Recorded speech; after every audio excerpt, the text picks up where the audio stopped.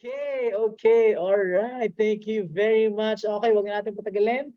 Once again, welcome to our money source.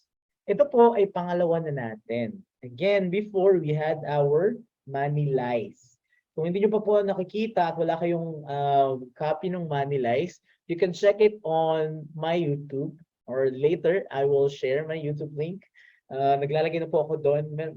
Pag-check yung YouTube ko more on motorbikes kasi yung isa ko passion. Pero nilalagyan ko siya ng stories and finances. What I do is I help people build their financial blueprint. Have you heard about that? Later, gonna explain you more about that financial blueprint. We started about money lies in last month, and now we're gonna our next about money source. Okay, now this money sources which makita natin saan ba talaga siya nanggagaling? What is the main source ng finances natin? Okay?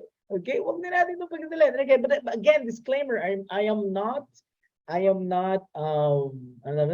omniscience, omnipotent. I'm not a god. So ibig sabihin lahat ng sasabihin ko dito you can choose, and that's the best way to learn. Not everything that I will say may apply to you, but everything that will apply and may apply to you, please apply it if you must. And then nakikita nyo meron siya magiging ambag o meron siya magiging talagang kinalaman sa inyong path or sa tinatawag nating financial literacy path, especially on money source. But again, everything that I will say here is hindi lahat pwede nyo gawin. Hindi lahat kayang apply. And again, second thing is this is a success in showing up. Not everyone ay nabibigyan ng pagkakataon sa free webinar. Sabi ko nga before, I had paid webinars na minsan yung mga ibang uma-attend doon, mas nalalagyan nila ng value, mas nalalagyan nilang halaga, again, because they paid for it.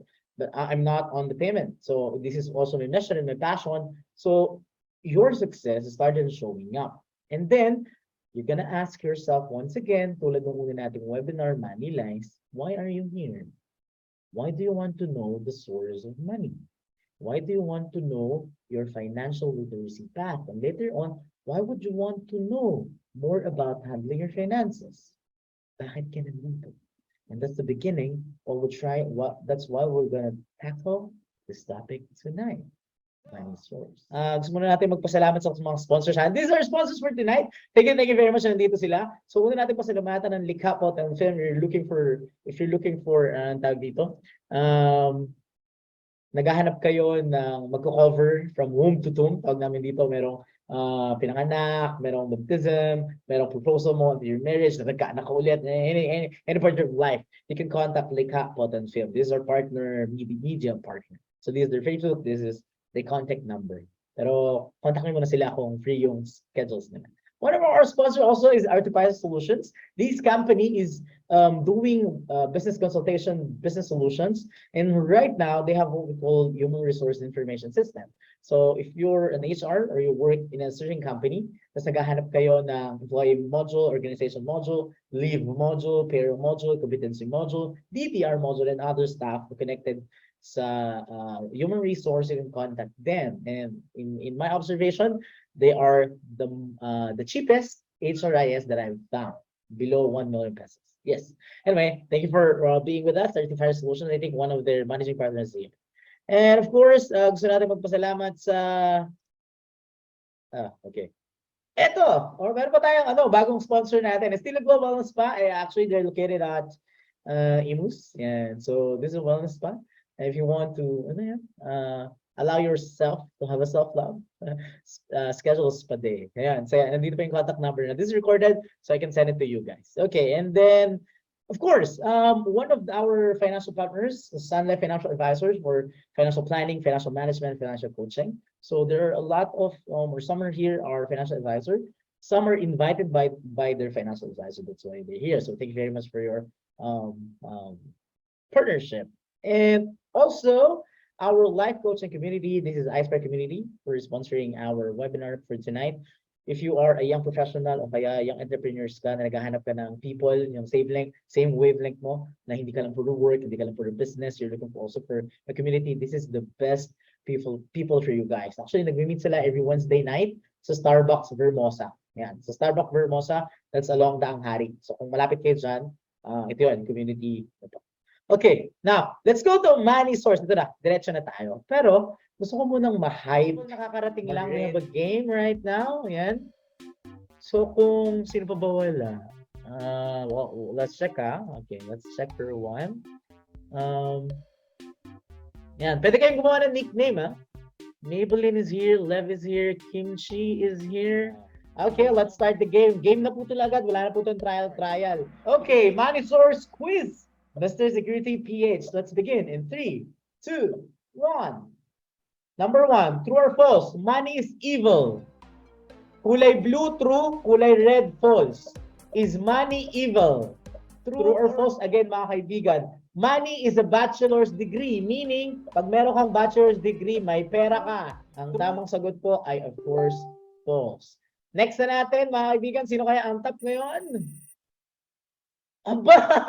Nataasan si Sir Steve ni Sir Lev. Okay, ni Lev, I mean. Question number 3. Okay, what is SALN? What is SALN? Red, statement of account, liabilities, and net worth. Blue, statement of accounts, liabilities, and net income. Yellow, double points. When is the best time to be financially prepared? Red tomorrow, blue today, next generation yellow, green until something unexpected happens. Okay, alright. So tingnan natin, ito na po, makikita natin ang pinaka-panalo ngayong umaga. Grabe naman, top 2, Joseph. And top 1, sino kaya? Si Steve. Alright! Yesterday yung tamang sagot, Sir Jose, kung totoo lang, no? I mean, kung nilagay ko lang sana, no? Kaya di mo talaga mababalik yung yesterday. Alright! So, okay, now, ready na ba kayo sa ating mismong topic for tonight? Doon na tayo agad sa pinaka-source. Source number 1, huwag natin patagalin. Be the wealthiest man alive. But the thing is, it's not money that made him wealthy. Yes. Kung gusto mong malaman yung unang source ng money, be the wealthiest man alive. The thing is, may agad may disclaimer. It's not money. Ang labo naman. Money source ngayon pinag-uusapan eh. But he didn't become wealthy because of money. Who was he? And what is his source of wealth? He had everything. Tingnan nyo kung sino to. Meron siyang real estate, meron siyang mga hacienda, meron siyang worker, mahilig siya sa music, lahat ng instrument, lahat ng singer. Nabili niya, arts, dami niyang silver, dami niyang gold. Sorry, kasama talaga to sa listahan. Marami rin siyang babae. Marami rin siyang everything that his eyes met. Ayan. Elon? Sino kaya to? Alright? Sino kaya tong tao na to? And how we're gonna learn from this man because he became the wealthiest man alive. Okay. Walang iba kundi si King Solomon. Alright? And this is what we're gonna learn about him. He is the richest man alive. Naniniwala po ba kayo doon? Tama si Dayan. Si Ma'am Dayan. Yes. King Solomon is the richest man. But the thing is, it's not money that made him rich. That's why we need to learn from him. Sabi dito, I will not preach tonight, pero this is the context. In the Bible, meron nakalagay dyan, 2 Chronicles. Sabi ni God kay Solomon, since this is your heart's desire, and you have not asked for wealth, possessions, or honor, nor for the death of your enemies, and since you have not asked for a long life, but for wisdom and knowledge, therefore, wisdom and knowledge will be given you, and I will also give you wealth, possessions, and honor, such as no king who was before you ever had, and none after you will have.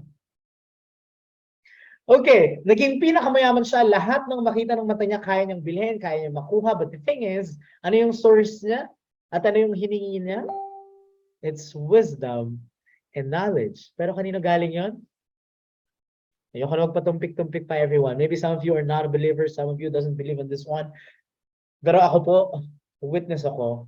If you want to know about the highest or the higher source, He is the provider of everything. And He is the source of everything. The thing is, alam natin yun. Alam natin na siya yung source of everything, pero guilty ako before, I ask him the wrong thing. Lord, baka naman gusto ko ng kayamanan. But again, hindi yun yung hiniling na naging pinakamayamang lalaki sa buong mundo. But what he asked is the subsource. God is the provider of everything, but the thing is, he didn't ask for it. What he asked is for wisdom and knowledge. But what is the difference between wisdom and knowledge? Wisdom is the insight. Knowledge is how we accept information, how we accept learning, how we apply it. Actually, my favorite akong phrase nasa baba. If you want to see things, open your eyes, and that's sight. If you want to see answer, open your mind, and that's insight. So in handling money, in handling finances, we need to have wisdom and knowledge. Naalala niyo yung mental wallet? I have a friend, and friends, mga coachy, mga mentee na nakausap ko, and even I before, naalala niyo yung unang topic natin, money lies. When I had the money, kung saan nag-work ako sa isang fast food chain sa McDonald's, when I hold the money, 100K, more than, nanginginig ako. The Lord, ingatan mo yung pera na to kasi ang laki-laki. Pero if you have the money, less than a million, 10 million, it's in that, it's not that it. I mean, hindi yun yung point. It's not how many money is in your hands, but your wisdom and your knowledge or your mental wallet kung paano mo siya ma-review. Diba dati, nung first time nating mag-work, o offeran tayo ng 10K, 15K monthly, may parang, wow! Pero along the way, kulang na to. Tapos bibigyan ka ng patataasan ka, 20K, 25K, wow! Pero biglang, kulang na to. To the point, maybe right now, you're listening right now, you're earning 6 digits. Then, dami nito. Ano ba to? Sige, bili ako ng ganito. And me, myself, I fall on that. But when I learn about the greatest source, which is God, and the thing that I will ask to God is not money, but wisdom and knowledge, I learned that any amount of money is just a money. Piso man yan, 1,000,000 man yan, it's money. But how will you handle 1 peso? 1 million peso. That's the thing. So wisdom, in understanding wisdom, ang ending ng lahat ng to, magkakaroon kayo ng financial blueprint. And maybe those mentor na nag-invite sa inyo dito, yung friends na nag-invite sa inyo dito, if there's, especially their financial coach, they're gonna give you also the financial blueprint. But if nakita mo lang yung post ko somewhere, or maybe your friends invited you, I will give you a financial blueprint at the end of the day. And the context nito is through the wisdom. Because our financial literacy path is understanding the financial blueprint. Sabi ni Stephen Covey, begin with the end in mind. Things are created twice. Ang isang bahay, hindi siya natayo ng walang blueprint. Ang isang bagay, hindi natayo ng walang plano. So everything starts in planning, blueprint. That's why if you want to reach your money status in a certain age, you need to have your financial blueprint. And this is the reason why we need to have the wisdom. And now we're going to start to gain the knowledge in which we're going to apply. Okay. Now, yung financial blueprint, later, makikita nyo siya, ganito yung tsura niya. It's a click away. In-explain ko lahat na nandyan. But, may bayad dyan eh. Meron siyang fee. But the thing is, I will give it to you for free later at the end of the webinar. Source number 2. Alam niyo ba? Marami yung nakakaalam. At ako, nalaman ko na si God, yung source, yung greatest source, but I need wisdom. Pero ano yung unang a-applyan ko ng wisdom? It's actually wisdom in making money. Maraming may knowledge, maraming may info, maraming may theory about money. But only few gain the wisdom in making money. Actually, may 4 yan eh. May 4 yan na M, the 4 M's of money. Pero di-discuss ko yan in detail sa isa ko pang platform na webinar. So, kanina nakita niyo yung iSpark community. Every Wednesday night, nagkakaroon kami ng webinar.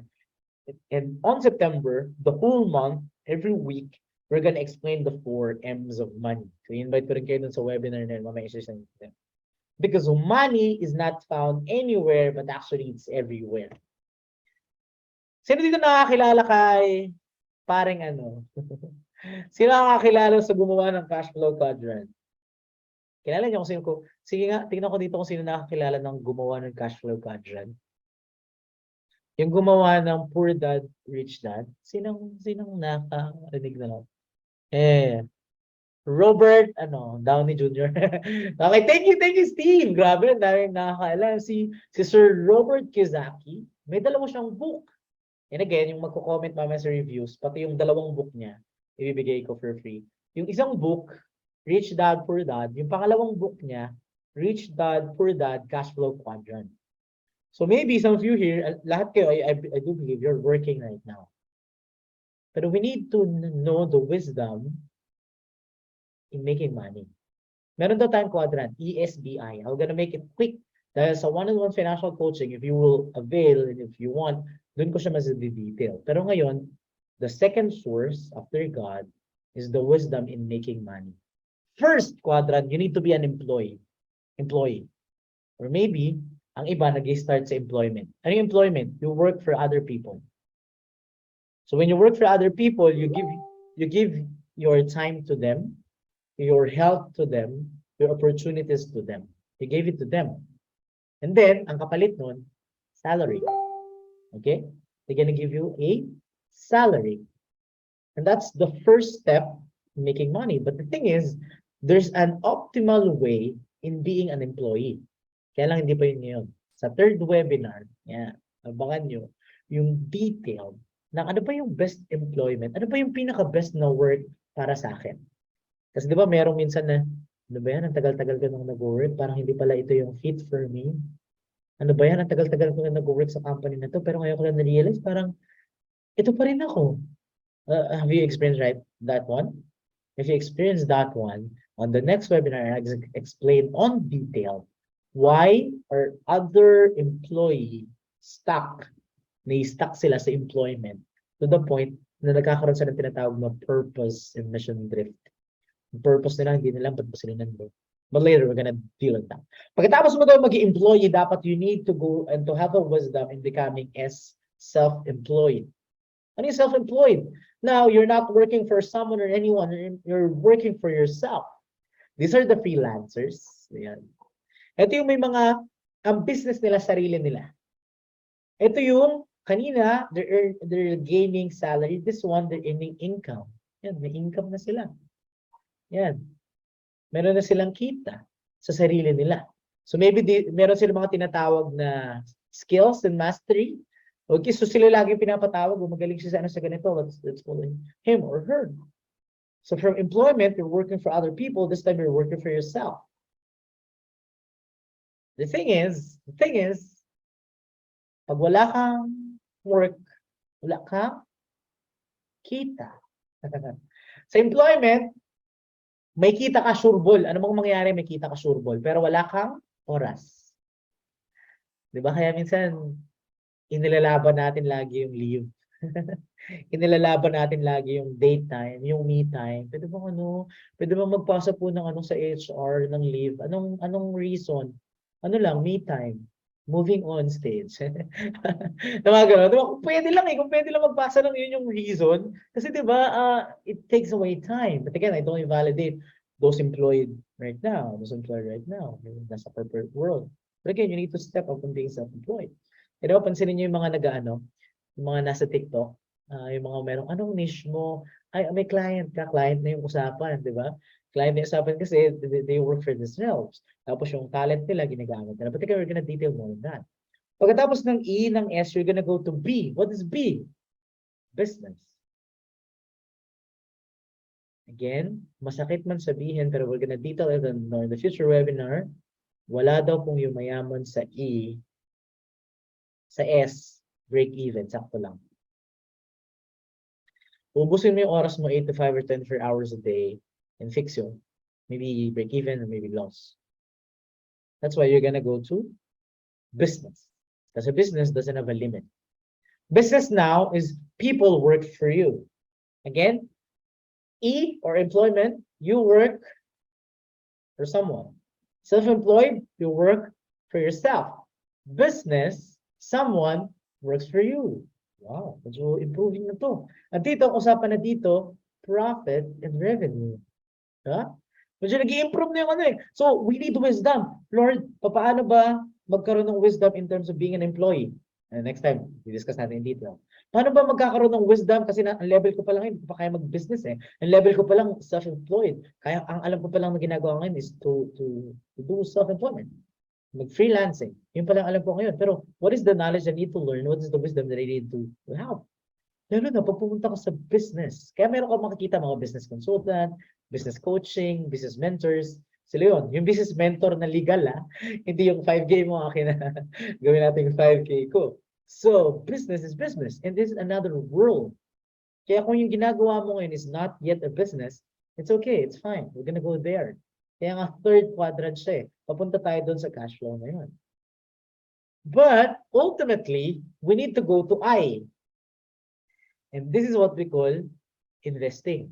From employment to self-employed to business to investor. Investor ka na. Ano ibig sabihin ng investor? Money works for you na. Wow! We need a wisdom in order to be employee, to be an investor. Pag sinabing investor, ito yung nanininig nyo. Huy, anong binili mong crypto? Huy, anong binili mong stocks? Saan company ka nag-invest? Ano na yung ano mo? Kamusta na yung flow ng fundamental analysis mo tsaka technical analysis mo sa ano mo, sa stocks mo? So, ha? Sabi sa parang, ha? Ano yun? Ano mga pinagsasabi nyo? Sabi, huy, bumili ako ng share ni Dito tsaka ni Jollibee. Bagsak na si Dito, hindi na maganda yung share niya. May narinig yung gano'n, maybe nasa Facebook, nasa TikTok, anywhere, tapos napapaisip ka, ano yung pinag-usapan nila? Actually, that's it, being an investor. But there's a level, and there's a knowledge, and there's a wisdom that we needed to gain. But for now, yun yung patikim. So this is the second source. This is we need to make money from making or giving our time in return of money to let the money work for you. Sige nga. Sige, for now, nasan kayo? Comment nga kayo dyan. Nandiyan pa po ba kayo? For now, friends, nasan kayo ngayong quadrant? Nasa E, nasa S, nasa B, or nasa I? Nasan po kayo ngayon? Chat nyo nga dyan. Where are you right now? Nasaan na po kayo ngayon? You can comment down below. Wag po kayo mahiya. Nasaan po kayo? Nasa E. Wow! E and S. O gusto ko yung nasa E and S. Okay, E? Yes, thanks. Congratulations. Okay, who else? Wag po kayo mahiya. Alright, karamihan nasa E. And it's okay, it's fine. Pero merong nasa S na. Self-employed. Gusto ko to. Secure, nasa E. Care. Oh, sorry for the pronunciation. So, we're gonna want to achieve from E to S to B to I. And kung medyo, ano ka, ayan, kung medyo pinagpala ka, pagkapanganak mo, nasa I ka na agad, congrats. Pero normally, we are not born investors. So that's why it's a quadrant, it's a flow. You can go there. And if nasa I ka na, pag hindi ka nagkaroon ng knowledge and wisdom, pwede ka bumalik sa E. May ganon. Kaya dapat meron tayong knowledge and wisdom na nag-gain, tsaka understanding. So that's why it's quadrant. Sometimes you're B, nababalik ka sa S, nababalik ka sa E, so pupunta ka ulit ng I. And it's okay. It's fine. It's fine. Okay, let's continue. All right. Ito yun. So employees, self-employed, business owners, and investors. Okay? Now, alam nyo ba, kasi ang buhay natin, pagkatapos mong malaman na darating ka sa investor, meron tayong pangalawang problema. Meron tayong malupit na problema every day. It always goes up and never goes down. Natutunan ko to sa mentor ko, actually nandito siya. Sabi niya, meron daw tayong hot X sa buhay. Na habang inaabot natin maging investor, ito yung ano yung isa sa kalaban natin. So, meron ba kayong mga hot na X? Iba to, hindi to yung X na kalaban ng Joe Bells na ngayon. Yari tayo, iba yun. Huwag nating bumuntahan yung mga bagay na yan. Walang hot na X, promise. Pero ito, meron tayo, so, pagdating sa money source, meron tayong hot X. Ano yun? Meron tayong health, opportunities, and time na habang tumatagal, umuunti. Habang tumatanda tayo at inaabot natin maging self-employed, maging business owner, and maging investor, our health, opportunities, and time declines. But the thing is, our expenses always goes up. Naniniwala ba kayo doon? Sige, kung naniniwala kayo doon, type nyo nga agree. Naniniwala kayo, agree.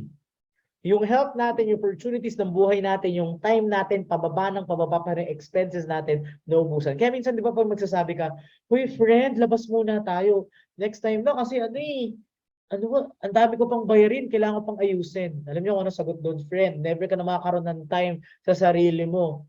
Kasi hindi nawawala yan, yung expense. So, kailan ka pa mag-e-enjoy? Wala pa akong wala pa akong gastusin. Doon papasok yung wisdom in making money. Tapos makikita mo, uy, nagkakaroon na ako ng quadrant from E to S to B to I. Kaya lang, nakikita ko yung expenses ko, pataas pa rin ang pataas eh. Tapos yung opportunities and time ko, paliit na ng paliit, and even my health. That's why yung una nating webinar, di ba sobrang halaga ng health? Sobrang halaga ng health. That's why on source number 3, I believe this is the last source for now. Knowledge and managing. Una, nakita mo na, kailangan ko mag-make ng money.